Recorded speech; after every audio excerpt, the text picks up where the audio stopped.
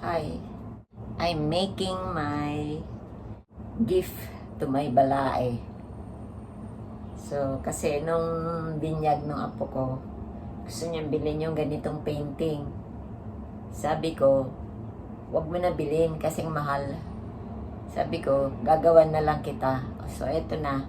Kasi magkikita kami sa Sabado. So, eto na. Guys, I'm about to be done. So, malapit na ito matapos. Okay? So, ito yung mixing plate ko. And I only have here primary color plus neutral, black and white. And then, doon mabubuo ko na yung mga iba-ibang kulay, guys. Secondary or any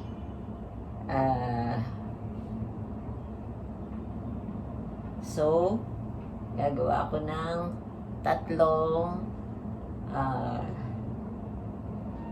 pala-pala.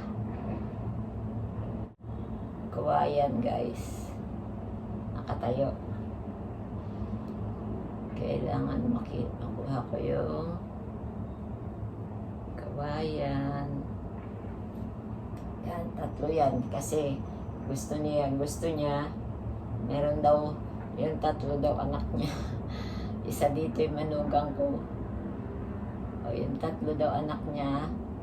Yung umakyat sa tawag dito. Kasi, yan, kung nakikita nyo yan. Yan, may tatlong guhit na puti. Gagawin ko yung kawayan. Yan, o. So, ang kawayan, lalagyan ko ng red and green. Yan, red and green, guys. Para maging brown, tapos lagyan ko konting